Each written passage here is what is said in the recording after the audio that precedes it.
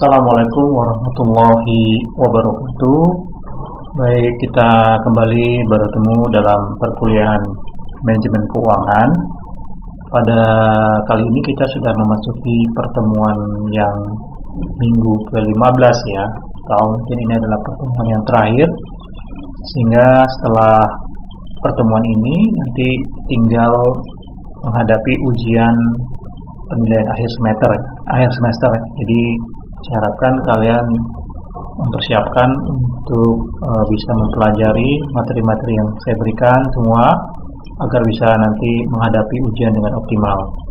Baik, saya langsung saja pada materi hari ini atau kali ini membahas tentang analisis leverage.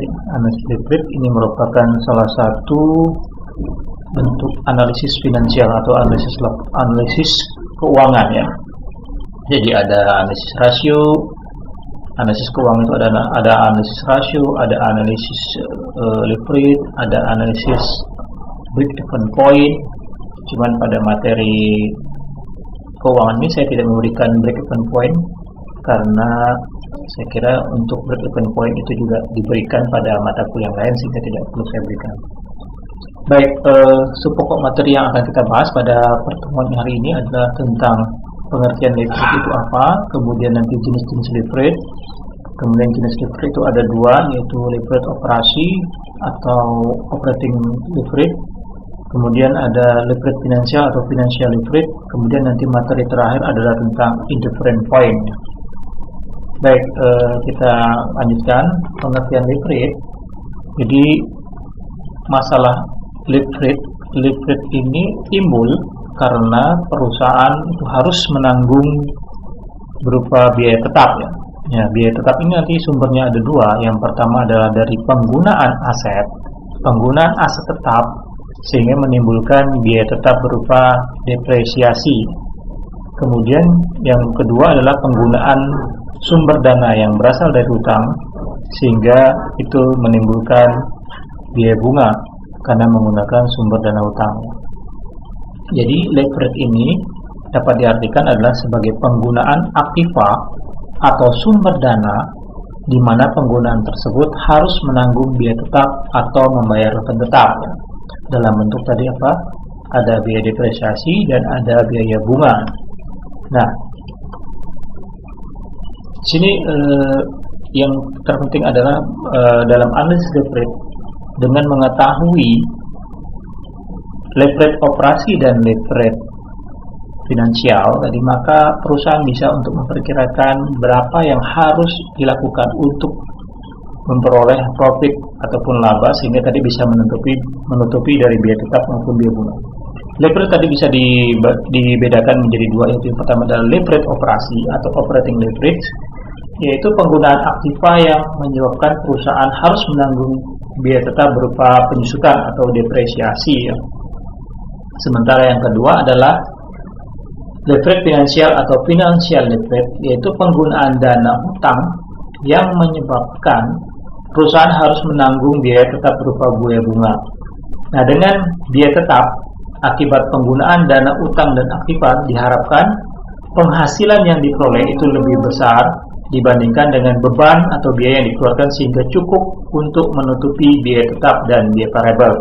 Ya, itu jadi maksudnya analisis ini adalah untuk mengetahui agar nantinya perusahaan bisa meningkatkan atau diharapkan penghasilan yang dihasilkan itu bisa lebih besar dibandingkan dengan beban tetap yang dikeluarkan sehingga bisa menutupi biaya tetap tadi dan nanti adalah biaya variabel. Oke, mungkin di sini biaya tetap ada biaya variabel ya. Ini mungkin ada pemahaman biaya tetap dan biaya variabel. Biaya tetap ini berarti adalah biaya-biaya yang jumlahnya tetap walaupun terjadi variabel atau unit volume kegiatan itu yang berubah. Jadi biaya tetap itu adalah biaya-biaya yang akan dalam jumlah yang tetap walaupun dia tidak dipengaruhi volume kegiatan ataupun volume produksi. Jadi volume produksi berubah, biayanya juga tidak dipengaruhi, itulah namanya biaya tetap. Sedangkan biaya variabel ini dipengaruhi oleh kegiatan atau volume-volumenya. Volume produksi meningkat, maka biayanya juga meningkat. Itulah disebut dengan biaya variabel, biaya yang mengikuti perubahan volume ataupun perubahan kegiatan. Oke, nanti ini akan lebih dibahas di akuntansi manajemen ya, biaya tetap dan biaya variabel. Oke, sekarang kita lihat di mana letak ataupun batas-batas ya di dalam, terutama di sini kita melihat ini adalah format laporan rugi laba ya, laporan rugi laba. Ini ada penjualan, kemudian penjualan dikurangi harga pokok penjualan, itu sama dengan laba kotor, kemudian dikurangi dengan biaya operasi. Biaya operasi itu seperti misalnya gaji karyawan, biaya administrasi dan umum, kemudian biaya depresiasi, kemudian itu setelah dikurangi maka menghasilkan laba operasi, atau biasa juga disebut dengan laba usaha, atau biasa disebut dengan laba sebelum bunga dan pajak, atau earning before interest and tax. Nah, kemudian setelah EBIT dikurangi dengan beban bunga, kalau perusahaan mempunyai hutang ada beban bunga, maka di sini EBIT dikurangi bunga, maka hasilnya adalah EBT atau earning before tax, laba sebelum pajak. Tax itu adalah pajak. Kemudian ada pajak, maka di sini terakhir adalah EAT atau earning after tax. Nah, earning after tax ini laba setelah pajak. Tapi nanti kalau di bawahnya lagi itu ada namanya EPS atau earning per share, laba per lembar saham ya. Berarti EPS itu apa? EAT dibagi dengan jumlah lembar saham ya. EAT dibagi dengan jumlah lembar saham ya. Ya. Nah, kemudian di mana batas-batasnya leverage operasi itu mulai dari apa? Dari penjualan sampai pada EBIT ya. Ini adalah batas untuk leverage operasi atau ranahnya leverage operasi, operasional leverage. Sementara untuk leverage finansial itu batasnya adalah mulai dari adanya bunga sampai dengan EAT ya. Ini disebut dengan leverage finansial ya. Nah, ini adalah menggambarkan hubungan antara laporan rugi laba dengan leverage operasi dan leverage finansial. Oke, kita lanjutkan. Jadi yang pertama kita akan bahas tentang leverage operasi.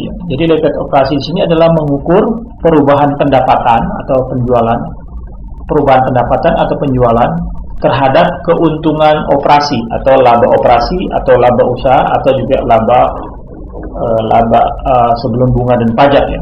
Jadi ini terkait adalah perubahan penjualan terhadap perubahan EBIT ya, atau kita bisa singkat seperti itu.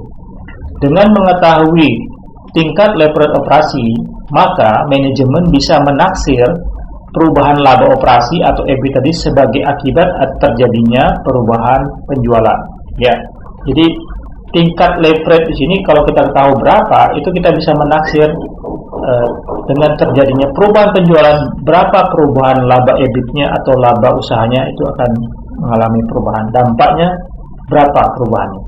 Jadi ukuran leverage dalam operasi itu biasa juga disebut dengan degree of operating leverage atau disingkat dengan DOL atau DOL ya.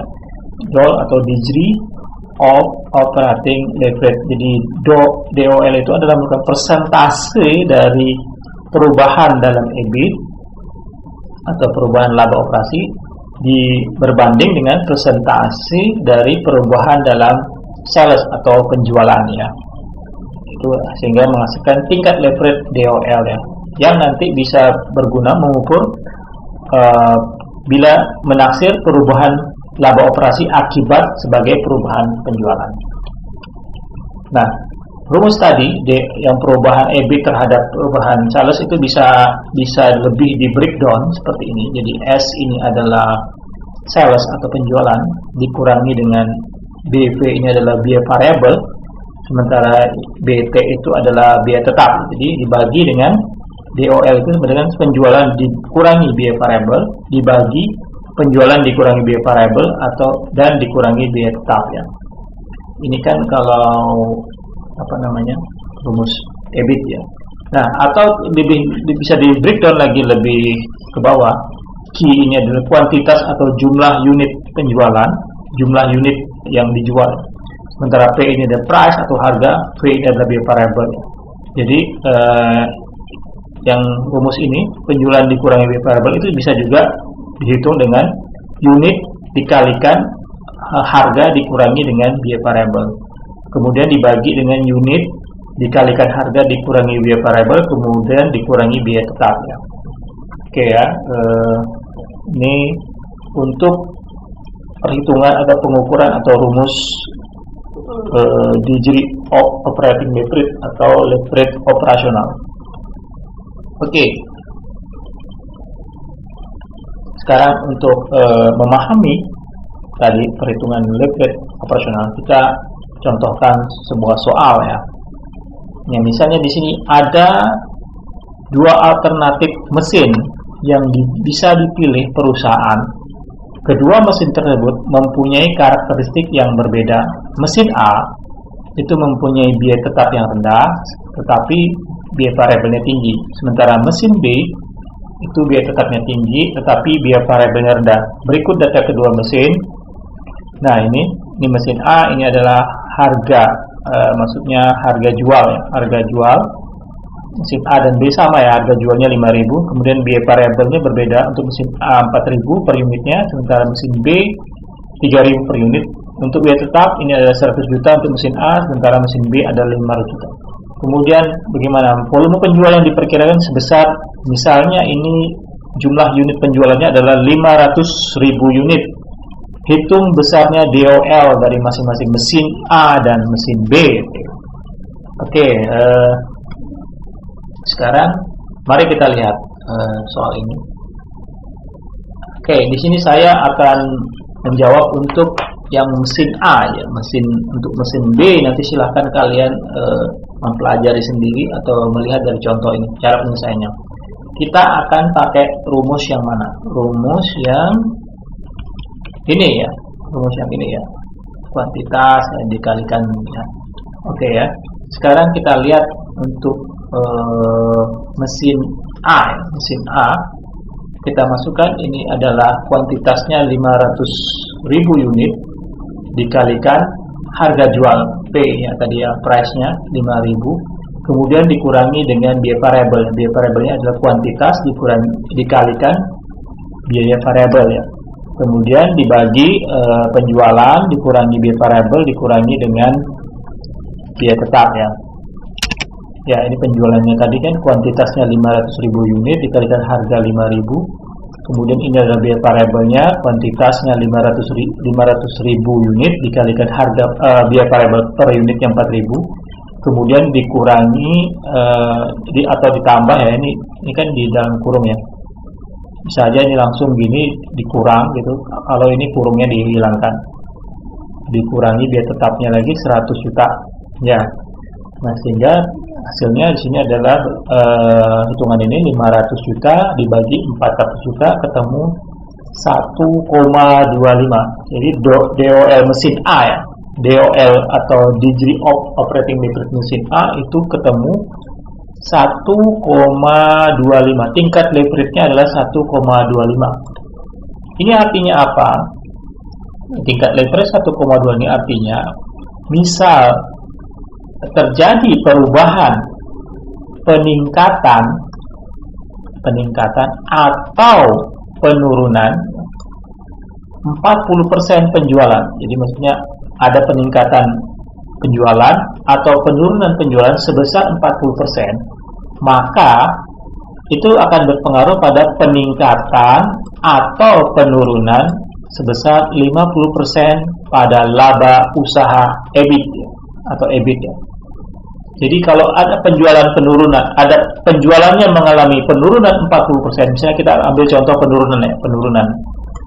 Jadi ini bisa berlaku baik peningkatan dan penurunan. Sekarang kita ambil contoh penurunan. Misalnya terjadi penurunan penjualan sebesar 40%, maka EBIT-nya itu akan menurun sebesar 50%. 50% ini dari mana? Yaitu nilai 40% ini tadi, 40% ini dikali dengan leverage-nya, tingkat leverage-nya tadi 1,25 sehingga ketemu 50%. Nah, apakah betul itu kita akan buktikan? Mari kita buktikan apakah penurunan penjualan 40% itu akan menurunkan EBIT-nya sebesar 50%. Baik, mari kita lihat. Ini adalah untuk sebelum perubahan. Ini dalam ribu ya. Berarti kita membacanya kalau ini berarti kan 2.500.000 ditambah 1.000 berarti ini 2.500.000.000 ya. Dalam ribu. Oke, ini adalah yang kolom sebelum perubahan atau sebelum adanya terjadi penurunan. Yang sesuai dengan data soal tadi ya, sesuai dengan data soal penjualan itu kan tadi ini ya 500.000 unit dikalikan harganya 5.000 sehingga ketemu 2.500.000.000. Kemudian biaya variabelnya tadi adalah unitnya adalah 500.000, kemudian biaya variabel per unitnya adalah 4.000 ya, ketemu 2 miliar. Kemudian dikurangi biaya tetap. Biaya tetapnya tadi ada 100 juta ya, 100 juta, ini 100.000 tambah 0 kan 100 juta. Sehingga laba usahanya adalah 400 juta. Oke. Laba usaha atau EBIT-nya adalah 400 juta. Sekarang mari kita lihat bagaimana kalau penjualan itu turun 40%, turun 40%. Sudah penurunan 40% penjualan. Maka penjualannya menjadi 1.500.000.000. Bagaimana nih ketemunya? Cara ngitungnya ini ya. Jadi tadi itu unitnya kan 500.000. Unitnya 500.000. Unit penjualan itu 500.000 kan? 500.000. Kemudian turun 40%. Berarti 40% dari 500.000 berapa? 40% dari 500.000 adalah 200.000. Berarti turun 200.000 sehingga penjualannya atau unitnya tinggal 300.000 unit ya. Dari 500.000 turun menjadi 300.000. Itu adalah turun sebesar 40%. Oke ya. Oke. Bisa dipahami ya. Turun penjualan 40%, berarti unitnya turun dari 500.000 menjadi 300.000. Sehingga di sini penjualannya menjadi 300.000 dikalikan dengan harganya 5.000. 300.000 unit dikalikan dengan harga 5.000 sehingga ketemu 1.500.000.000. Nah, begitu juga dengan biaya variabelnya. Biaya variabelnya berarti unitnya juga turun menjadi 300.000 unit. 300.000 unit dikalikan dengan biaya variabelnya tadi berapa? Per unit adalah 4.000 ya tadi ya di soal 4.000. Silakan nanti di sebelumnya itu soalnya adalah 4.000. Sehingga 300.000 dikalikan 4.000 sehingga biaya variabelnya adalah 1.200.000.000. Kemudian biaya tetapnya berapa? Biaya tetapnya tetap karena tidak terpengaruh kan tadi biaya tetap itu walaupun terjadi perubahan unit kegiatan atau volume itu dia tetap 100 juta. Sehingga ini 1.500.000 dikurangi biaya variabel 1.200.000 dikurangi 1 juta sehingga laba usahanya menjadi 200 juta ya. Nah, kita lihat apakah betul tadi sesuai prediksi kalau turun penjualan 40% maka laba usahanya akan turun 50%. Kita lihat di sini. Sebelumnya 400 juta, sekarang menjadi 200 juta. Berarti turun sebesar 200 juta. 200 juta berarti adalah 200 per 400 berarti adalah 50%-nya. Jadi nampak laba usahanya atau EBIT turun dari 400 juta menjadi 200 juta atau terjadi penurunan 50% laba usaha sesuai dengan hitungan DOL-nya yaitu tadi 40% dikalikan 2,5 ya, oke ya, sampai sini bisa jelas ya. Jadi ini DOL ini atau tingkat leverage DOL ini bisa digunakan untuk memprediksi penurunan penjualan itu nanti berdampak pada berapa turunnya labanya atau laba usahanya atau EBIT-nya. Oke ya, kira cukup jelas. Kita lanjutkan berikutnya. Leverage finansial.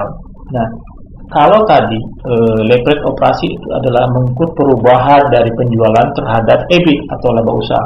Sementara leverage finansial ini sudah kalau perusahaan itu menggunakan hutang, penggunaan dana hutang. Kalau tadi nggak ada hubungannya dengan hutang.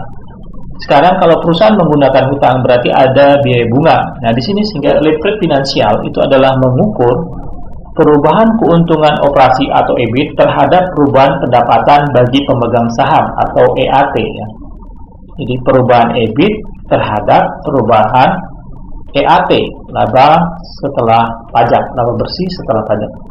Sementara ukuran tingkat leverage atau finansial DFL atau disingkat Degree of Financial Leverage itu bisa dihitung dengan DFL-nya adalah EBIT dibagi dengan EBIT dikurangi dengan I. Ini adalah bunga hutang ya, bunga hutang dalam rupiah ya. Oke. Ini adalah I-nya, ini adalah bunga hutang, bunga yang dibayar dalam rupiah. Atau bisa kita breakdown rumusnya atau rumusannya seperti ini ya. Kuantitas dikalikan dengan harga P, harga jual dikurangi dengan biaya variabel dikurangi dengan biaya tetap dibagi dengan kuantitas dikalikan harga dikurangi biaya variabel dikurangi dengan biaya tetap dikurangi dengan I, bunga dalam rupiah. Oke ya. Jelas ya, nanti rumusnya bisa diperhatikan nanti. Oke, sekarang kita akan lanjutkan ya soal yang tadi ya, soal yang sebelumnya yang mesin A dan mesin B. Kita akan tadi contoh tadi kan DOL-nya sudah dihitung ya, kita hitung. Sekarang kita akan hitung DFL-nya ya. Nah, misal dari contoh tadi sebelumnya mesin A menanggung beban bunga, mesin A misalnya beban bunga adalah 100 juta dan mesin B menanggung beban bunga 300 juta dalam rupiah ya. Sementara pajaknya, tingkat pajaknya adalah 40%. Hitung DFL-nya. Ya, oke. Mari kita hitung. Tadi rumus DFL tadi apa? Bisa kita langsung karena tadi EBIT-nya sudah ketahuan ya, bisa kita pakai ini. EBIT dikurangi dengan bunga. Kalau mau kita hitung pakai ini juga boleh. Cuma karena datanya sudah kelihatan, kita bisa langsung hitung. Tadi EBIT-nya kan 400 juta ya. 400 juta. Kemudian dibagi 400 juta dikurangi dengan bunganya tadi berapa? 100 juta. Sehingga ketemu 1,33. Tingkat leverage finansialnya adalah 1,33 ya. Ini artinya apa? Artinya penurunan atau peningkatan laba usaha atau EBIT sebesar 50%, tadi kita sesuaikan ya, berdampak pada penurunan atau peningkatan laba bersih setelah pajak atau EAT sebesar 66,66%, yaitu 50% dikalikan dengan ini tadi tingkat leverage-nya 1,333. Mungkin ini desimalnya kita tambah 4 ya biar mendekati nilainya, karena kalau 33 aja nanti ada jauh sedikit perbedaannya. Oke, dari contoh sebelumnya EBIT tadi contoh yang A tadi mesin A itu adalah EBIT-nya tadi 400 juta. Maka kalau ini bisa kita hitung berapa EAT-nya ya. Kalau EBIT-nya 400 juta berarti EAT bisa dihitung EBIT-nya 400 juta dikurangi dengan bunga dikurangi dengan pajak ya. Oke. EBIT 400 juta dikurangi bunganya 100 juta sehingga tinggal 300 juta, kemudian dikurangi pajak, pajaknya tadi 40% ya. 300 juta dikalikan 40% itu jadi 120 ya. Pajaknya 120 sehingga EAT-nya ketemu 180 juta ya, 300 dikurangi 120. Nah, misal dengan turunnya EBIT 50% maka akan menghasilkan DFL tadi 1,33 tadi hitungannya. Dan kita bisa prediksi berarti EAT-nya akan turun sebesar berapa? Dari 180 juta turun 60%. Berarti kita kalikan ini 180 dikalikan 1 min 60,66%, berarti nanti labanya akan turun atau laba setelah bunga pajaknya akan menjadi 60 juta. Jadi dari 180 juta EAT 180 juta turun menjadi 60 juta. Mari kita buktikan apakah betul dengan tadi ininya 1,33. Baik, kita lihat di sini. Ini adalah sebelum perubahan ya dalam ribu. Tadi EBIT-nya 400 juta dikurangi bunga dikurangi EBIT ketemu 300 dikurangi pajak sehingga EAT-nya 180 juta. Kemudian terjadi penurunan EBIT sebesar 50% ya. Dari 400 juta turun 50% berarti menjadi 200 juta ya. Kemudian dikurangi bunga 100 juta, EBT tinggal 100 juta, kemudian pajaknya 40% dari 100 berarti 40 juta ya. Berarti EAT-nya 60 juta. Oke, benar ya, ternyata betul. Dari hitungan tadi, prediksi tadi, laba EAT akan turun menjadi 66,66% atau turun dalam rupiahnya 60 juta. Terbukti dari hitungan kita EAT mengalami penurunan ya di sini ya. Ini ya EBIT-nya, ini hitungannya ya, ketemu ini 200 juta dari mana yang turun dari ini. Kemudian EAT turun dari 180 juta menjadi 60 atau turun sebesar 66,6% ya. Jadi 180 dikurangi 60 dibagi per 180 ya. Terbukti DFL 1,33 dapat memprediksi jumlah penurunan EAT sebesar 66,66% ya. Oke ya. Sekali lagi, jadi tingkat leverage ini bisa digunakan untuk memprediksi baik tadi penurunan penjualan, kalau finansial berarti penurunan EBIT terhadap penurunan EAT. Oke, ini contoh soal lagi, misalnya untuk menghitung DOL dan DFL ya. Sebelah kanan nanti ini bisa kalian lihat ya. Ini penjualan, biaya variabel, kontribusi margin, biaya tetap sesuai rumusnya ya. Ini EAT-nya, hitung DOL-nya bagaimana pengaruhnya jika terjadi penurunan penjualan, EBIT sebesar 40%. Oke. Berarti dengan rumusnya kita bisa hitung DOL itu adalah penjualan dikurangi dengan biaya variabel dibagi dengan ini ya, penjualan dikurangi biaya variabel kemudian biaya tetap sehingga ketemu DOL-nya 1,5. Berarti dengan DOL 1,5 apabila penjualan mengalami penurunan sebesar 40% maka EBIT-nya akan turun sebesar 1,5 dikalikan 40 atau ada terjadi penurunan 60%. Kemudian DFL-nya adalah EBIT dibagi dengan EBIT dikurangi bunga ya, 100 juta, 100 ribu tadi ya, ketemu 2, berarti DFL-nya apabila EBIT mengalami penurunan 40% maka EAT-nya akan turun sebesar 2 kali 40 atau 80% ya. Oke ya, ini saya kira tadi sudah contohnya sudah bisa dipahami. Nah, kemudian selanjutnya leverage, ada leverage gabungan atau leverage kombinasi ya. Leverage kombinasi yaitu adalah kombinasi leverage pengaruh perubahan penjualan terhadap perubahan laba per lembar saham atau earning per share. Jadi disingkat DCL, Degree of Combined Leverage. Itu rumusnya perubahan PS earning per share dibagi dengan perubahan penjualannya. Rumusnya seperti ini. Oke, dalam materi ini saya tidak contohkan untuk leverage kombinasi, cukup untuk leverage operasional dan leverage finansial ya. Oke, sebentar saya break dulu ya. Ini ada gangguan suara yang di sini.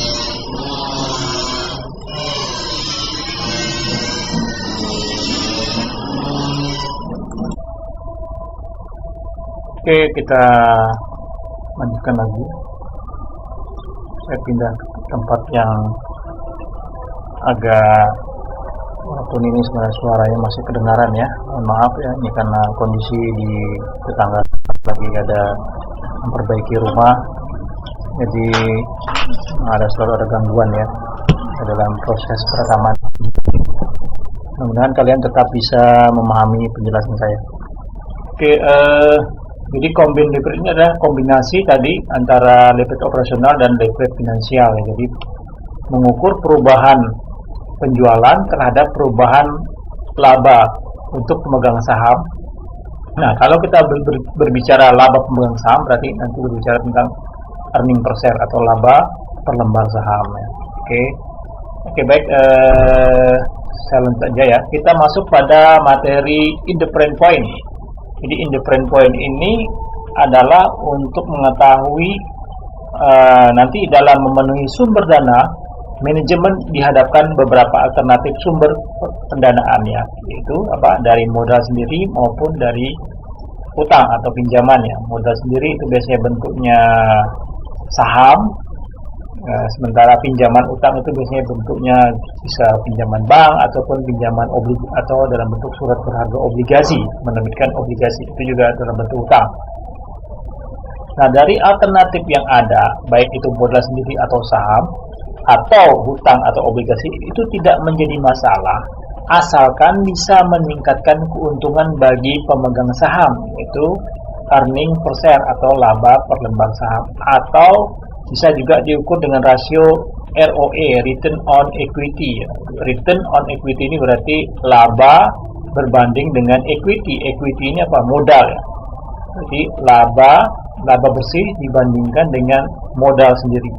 Nah, dalam memilih alternatif sumber dana perlu diketahui tingkat EBIT berapa apabila dibelanjai dengan modal sendiri atau utang itu akan menghasilkan earning per share dan ROE yang sama ya.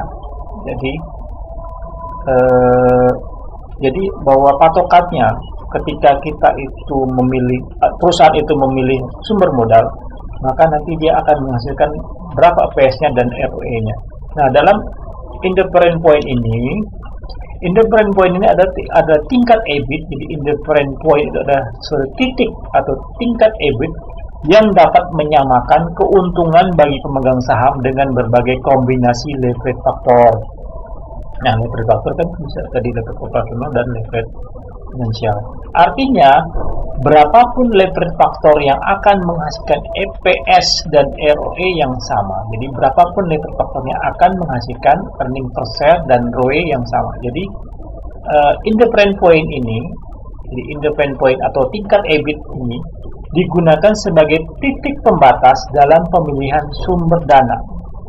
Bila EBIT yang dicapai itu lebih besar daripada titik indifferent point, maka lebih baik perusahaan bisa menggunakan hutang ya, karena di sini ini pengguna pedomannya. Sebaliknya, jika EBIT yang dicapai itu lebih kecil dari titik IP atau titik EBIT IP, lebih baik perusahaan itu menggunakan modal sendiri. Untuk kalian masih bingung, apa sih IP indifferent point ini? Jadi IP indifferent point ini adalah nanti jumlah EBIT. Dia disebut tingkat EBIT, jumlah EBIT yang nanti menghasilkan, baik itu menggunakan hutang maupun menggunakan modal sendiri, itu akan menghasilkan earning per share dan ROE yang sama rasionya. Oke, kok bisa ya? Nanti kita lihat di soal. Oke, kita lihat contohnya sini. Contoh. Nah, ini untuk perhitungannya ada dua kasus. Nanti yang kasus yang pertama adalah jika perusahaan hanya memiliki modal sendiri sebelum ada penambahan modal. Jadi ini kasus perusahaan itu belum punya hutang, kemudian dia ingin menambah modal. Perusahaan ingin menambah modal, nanti ada dua pilihan, apakah menambah dengan modal sendiri atau menerbitkan saham, atau dengan menambah dengan hutang atau menerbitkan obligasi.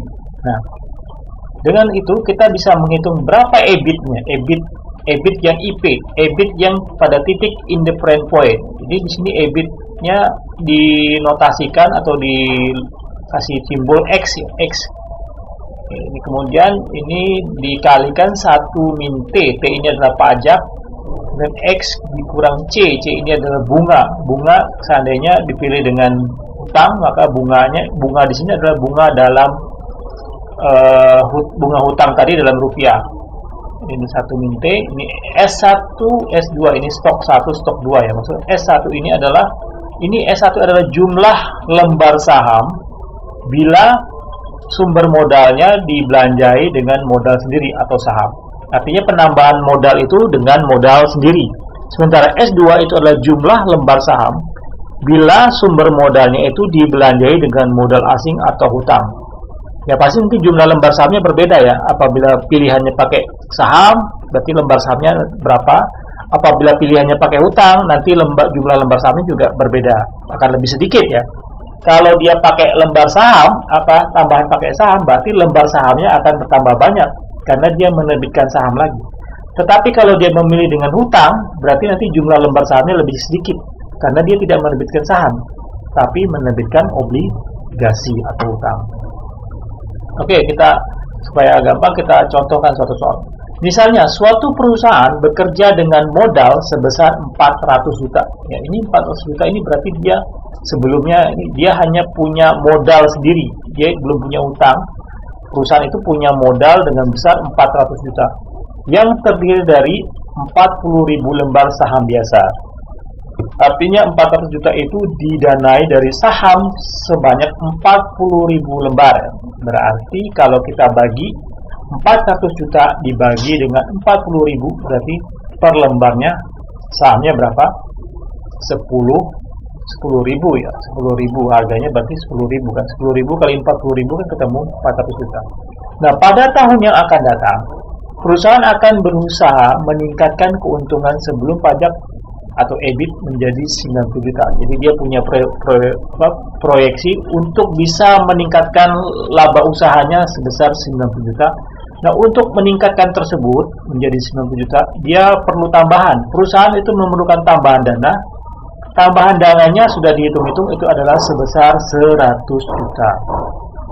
Nah, 100 juta ini, sementara tarif pajak yang harus ditanggung itu adalah tarifnya 30%. Nah, untuk memenuhi tambahan dana yang 100 juta ini, ada dua alternatif sumber dana, yaitu dengan mengeluarkan obligasi atau tadi hutang dengan bunga 12% per tahun, atau mengeluarkan saham baru, saham baru biasa dengan harga per lembarnya adalah 10.000. Berarti nanti berapa lembar tuh nambahnya? 100 juta dibagi 10.000, berarti nanti nambah lembar sahamnya 10.000 ya. Oke, bagaimana? Sekarang yang pertama kita hitung dulu berapa X-nya atau EBIT atau titik indifferent point-nya. Indifferent point-nya kita bisa hitung di sini. Oke, tadi pakai rumus ini ya, rumus yang ini. Rumusnya tadi kita hitung dulu tadi T-nya itu apa namanya? T-nya adalah pajaknya 30% tadi ya, 30% berarti 0,3. Kemudian S1 ini adalah jumlah lembar saham bila penambahan modal itu menggunakan saham atau modal sendiri. Oke, jadi berapa? Tadi sebelum ada penambahan itu lembar sahamnya ada 40.000 lembar. Kemudian kalau dia menambah dengan saham berarti ada tambahan sebesar 10.000 ya, 10.000 lembar kan tadi nambahnya 100 juta kan. Nambah modalnya 100 juta.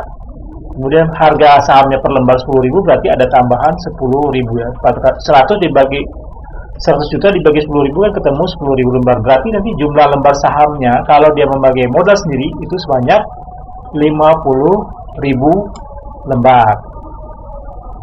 Oke, bisa dipahami ya.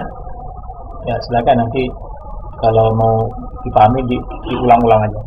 Kemudian yang S2, ini S2 adalah jumlah lembar saham bila penambahan modalnya menggunakan obligasi atau menggunakan hutang. Berarti kalau dia menggunakan hutang, yang diterbitkan yang baru itu bukan saham, tapi obligasi. Berarti tidak ada tambahan jumlah lembar saham. Berarti tetap jumlah lembar sahamnya tetap seperti semula adalah 40.000. Karena yang 100 jutanya itu didapatkan dari obligasi, tidak menambah lembar saham. Kemudian berapa bunga yang harus dibayar C dalam rupiah kalau perusahaan itu menambah dengan hutang? Tadi hutangnya 100 juta, kemudian bunganya adalah 12% per tahun, berarti bunga yang dalam rupiahnya adalah 12 juta rupiah. Oke, sekarang kita hitung X-nya atau indifferent point-nya berapa. Di sini kita pakai rumus ini ya. Kita masukkan dari rumus ini. X sama dengan 1, ini 1 dikurang T ini ya. Dibagi pajak tadi 30% ya. Kemudian S1-nya berapa tadi? S1-nya 50.000, berarti dibagi 50.000 ya. Kemudian yang sini X dikurang C, berarti X dikurang C-nya adalah bunga ya. Bunga tadi 12 juta. X dikurangi 12 juta, kemudian dikalikan 1 min T, 1 dikurang pajak ya, 1 min T, 1 dikurangi pajaknya 0,33%, kemudian dibagi S2, S2-nya adalah jumlah ini tadi ya, 40.000 ini dia. Nah, kemudian ini kita hitung, ini berarti X-nya dikalikan ini ya, X dikali 1 ini 0,7X ya, dibagi 50.000. Kemudian ini tadi kita hitung ini berarti 1 kurang 0,3 0,7 kalikan ini berarti 0,7x dikalikan 12 juta berarti ketemu 8.400.000 ya. Ini ya. Kemudian dibagi dengan 40.000 ya. Nah, kemudian kita lagi selesaikan lagi. Ini 0,7x. Ini kan kalau seperti ini ya, ini kan dikali silang ya untuk misalnya gini. Jadi perkalian silang begini. Ini dikali di sini, ini di sini. Jadi yang ini tadi 0,7-nya dikalikan dengan per 40.000 ya. Ini kan 2 ini tadi. 0, ini berarti yang di sini tadi dikalikan di sini, dikalikan lembar saham 40.000. Kemudian di sini nanti dikalikan dengan lembar saham yang 50.000. Berarti yang ini tadi 0,7 dikalikan 40.000 yang ini. Kemudian yang di sini tadi 0,7 min 8.400.000 dikalikan dengan yang 50.000 ya, ini tadi. Sehingga ini. Oke ya, nanti pelan-pelan bisa dipahami ya nih dari ini. Kok bisa ke sini? Akhirnya ini 0,7x dikalikan 40.000 ketemu 28.000 Kemudian yang ini kita lanjutkan aja, 0,7x dikalikan dengan 50.000 ketemu 35.000 Kemudian 8.400.000 dikalikan dengan 50.000 ketemu 420 miliar ya. Ini nolnya ada 9 ya.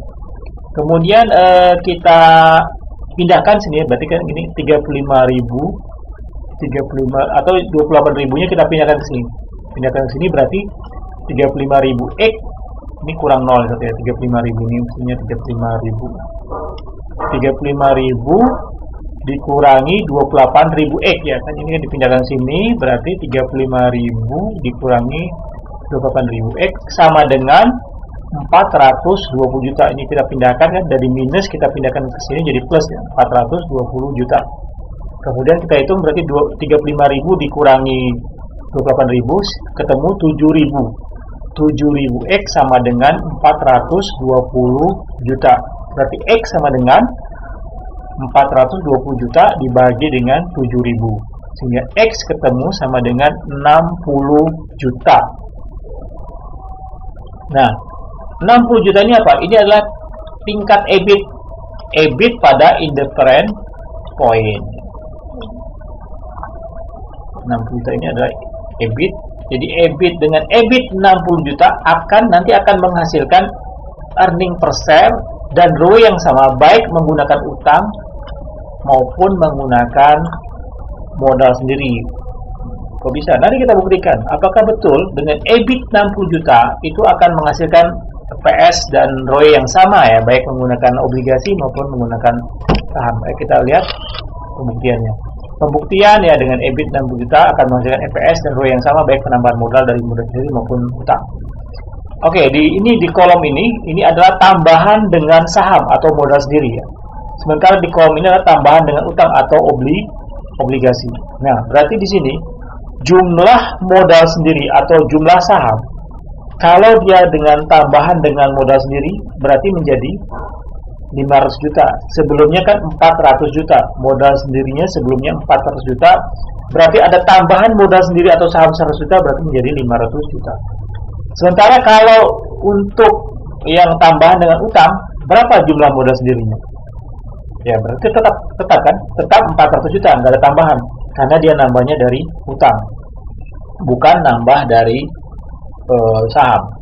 Sementara jumlah lembar saham kalau dia tadi tambahannya itu dengan saham atau modal sendiri berarti nanti jumlah lembar saham menjadi 50.000 lembar. Sebaliknya kalau dia tambahannya dengan utang berarti tadi jumlah sahamnya hanya 40.000, tidak ada tambahannya tetap. Nah, kemudian jumlah utang kalau dia menambahnya dengan modal sendiri berarti jumlah utangnya di sini 0, nggak ada utang kan. Sementara yang ini kalau dia menambah dengan utang berarti jumlah utangnya ada 100 juta ya, 100 juta. Sementara bunga yang dengan modal sendiri nggak ada bunga, nggak ada bayar bunga. Sementara yang dengan utang itu membayar bunga 12 juta, jadi 12% dari 100 juta.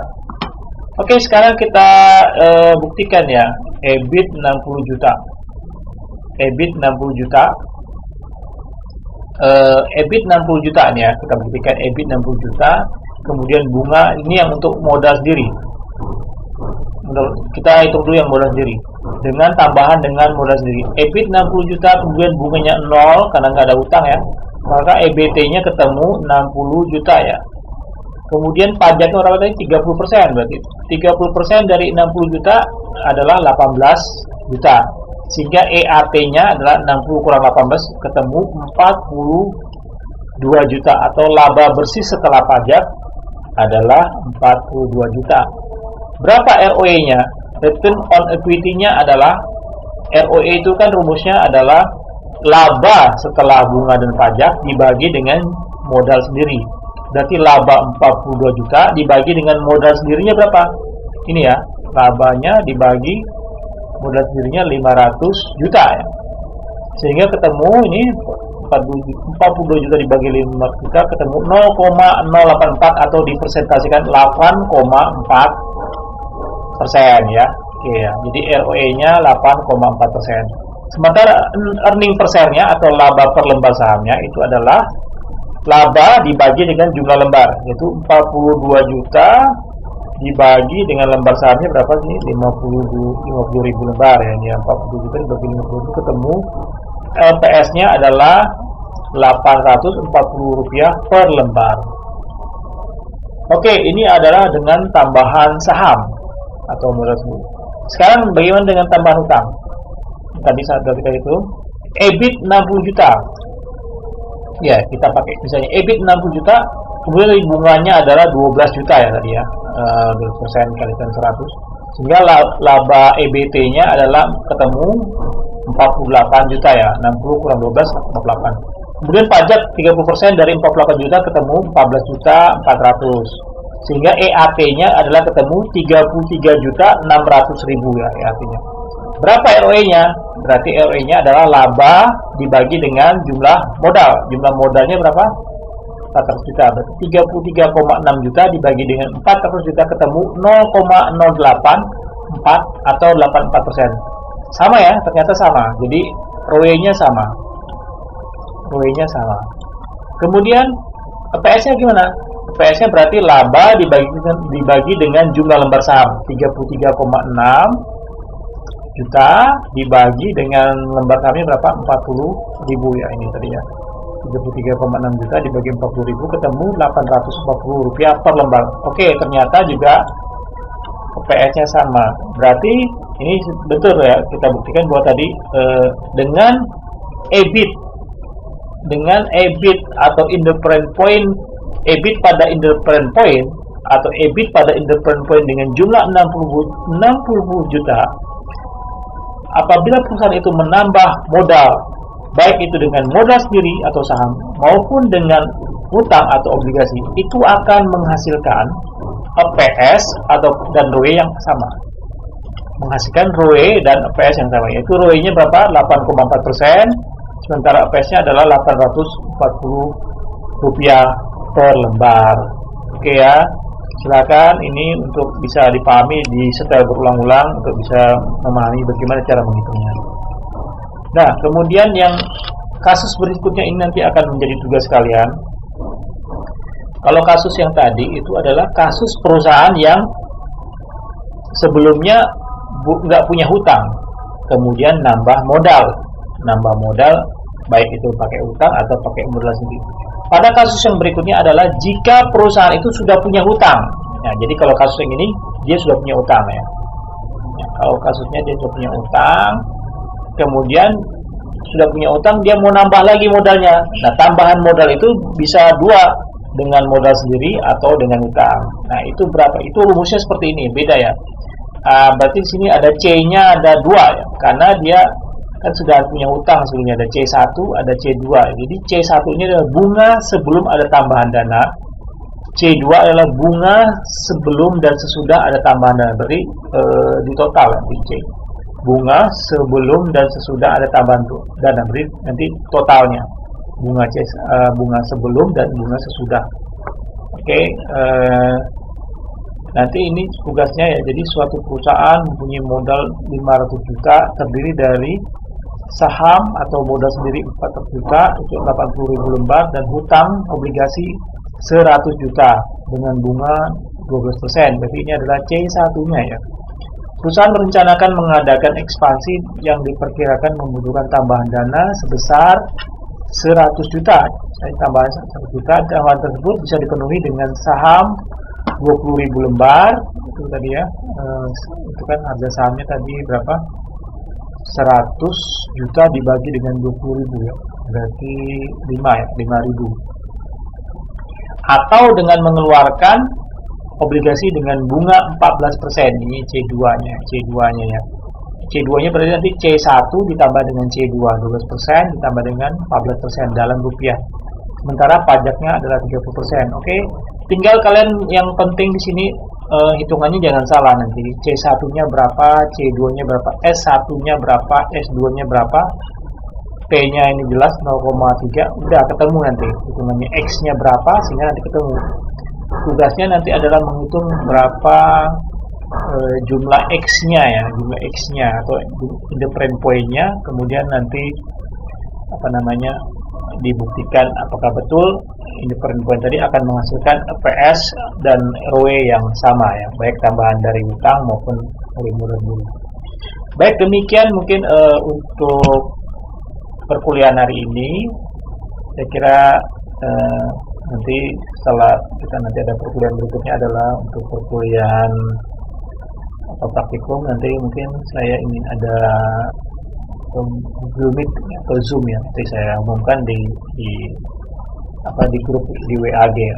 Baik, demikian mungkin saya kira ini adalah perkuliahan yang terakhir. Semoga apa yang saya berikan selama ini bisa dipahami dan bisa bermanfaat bagi kalian dan bisa menambah keilmuan kalian terutama tentang manajemen keuangan.